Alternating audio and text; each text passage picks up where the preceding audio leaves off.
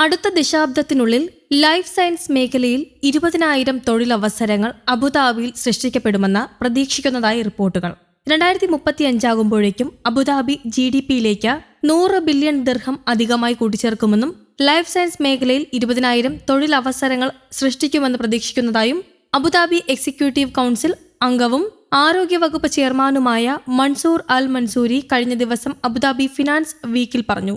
സൂക്ഷ്മാണുക്കൾ, സസ്യങ്ങൾ, മൃഗങ്ങൾ, മനുഷ്യർ എന്നിവയെ ഉൾക്കൊള്ളുന്ന ജീവജാലങ്ങളെയും പ്രക്രിയകളെയും കുറിച്ചുള്ള പഠനമാണ് ലൈഫ് സയൻസ്. പ്രധാനമായും 4 ശാഖകളാണ് ലൈഫ് സയൻസിനുള്ളത്.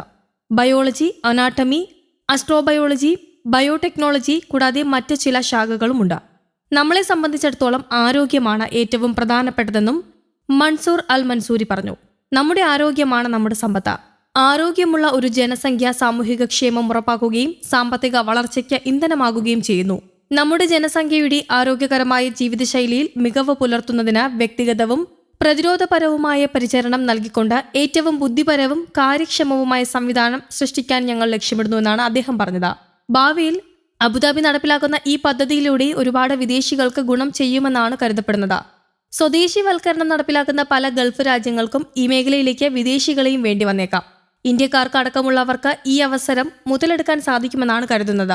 അതേസമയം കുവൈറ്റിൽ താമസിക്കുന്ന എല്ലാ പ്രവാസികൾക്കും പ്രധാനപ്പെട്ട മുന്നറിയിപ്പുമായി ഭരണകൂടം രംഗത്ത്. പ്രത്യേക ആഘോഷ ദിവസങ്ങളിൽ പ്രവാസികൾ സംഘടിപ്പിക്കുന്ന എല്ലാ തരത്തിലുള്ള ജാഥകളും നിരോധിച്ചിട്ടുണ്ട് എന്നാണ് കുവൈറ്റ് അറിയിക്കുന്നത്. അനധികൃതമായി സംഘടിപ്പിക്കുന്ന ആഘോഷ ജാഥകൾക്കെതിരെ കുവൈറ്റ് ആഭ്യന്തര മന്ത്രാലയമാണ് കർശന മുന്നറിയിപ്പ് നൽകിയിരിക്കുന്നത്. ഇത് ലംഘിക്കുന്ന പ്രവാസികൾ ഭരണപരമായ നാടുകടത്തൽ ഉൾപ്പെടെയുള്ള ഗുരുതരമായ നിയമ പ്രത്യാഘാതങ്ങൾ നേരിടേണ്ടി വരുമെന്നും ആഭ്യന്തര മന്ത്രാലയം അറിയിക്കുന്നുണ്ട്. ഇത്തരം ഒത്തുചേരലുകളും ആഘോഷജാഥകളും കാരണം ഉണ്ടാകുന്ന ഗതാഗത തടസ്സങ്ങൾ, പൊതുജനങ്ങൾക്കുള്ള ബുദ്ധിമുട്ട്, പൊതുധാർമ്മിക ലംഘനം എന്നിവ കണക്കാക്കിയാണ് ഇങ്ങനെയൊരു നിർദ്ദേശം മുന്നോട്ട് വയ്ക്കുന്നത് എന്ന് ആഭ്യന്തര മന്ത്രാലയം പുറത്തിറക്കിയ പ്രസ്താവനയിൽ പറയുന്നു.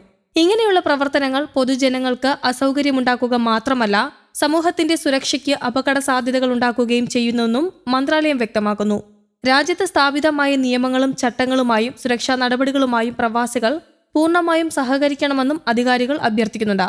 ക്രമസമാധാനം സംരക്ഷിക്കുന്നതിനും രാജ്യത്തിന്റെ സുരക്ഷയ്ക്കും സ്ഥിരതയ്ക്കും സംഭാവന നൽകുന്നതിനുമുള്ള പൊതുജനങ്ങളുടെ സമർപ്പണത്തിൽ ആഭ്യന്തര മന്ത്രാലയം ആത്മവിശ്വാസവും പ്രകടിപ്പിച്ചു.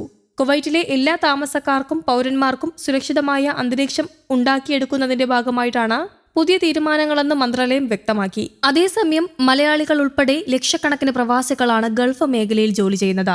അടുത്തിടെ നിരവധി ഗൾഫ് രാജ്യങ്ങൾ കൈക്കൊണ്ട തീരുമാനത്തിലേക്ക് UAEയും എത്തുകയാണ്. സ്വദേശിവൽക്കരണ നിയമങ്ങൾ കൂടുതൽ കടുപ്പിക്കാനാണ് UAEയുടെ തീരുമാനം. അടുത്ത വർഷം ആദ്യം മുതൽ സ്വകാര്യ കമ്പനികൾ തങ്ങളുടെ ഓഫീസുകളിൽ ജീവനക്കാരെ നിയമിക്കുമ്പോൾ ഉൾപ്പെടുത്തേണ്ട സ്വദേശികളുടെ എണ്ണത്തിൽ കർശനമായ നിർദ്ദേശമാണ് UAE മാനവ വിഭവശേഷി മന്ത്രാലയം പുറത്തുവിട്ടിരിക്കുന്നത്. UAEയിൽ ഇപ്പോഴുള്ള സ്വദേശിവൽക്കരണ നിയമങ്ങൾ കൂടുതൽ ശക്തമാക്കാനാണ് UAE തീരുമാനിച്ചിട്ടുള്ളത്.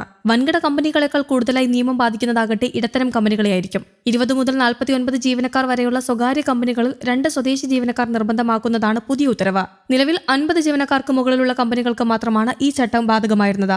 News desk, Kerala Kaumudi.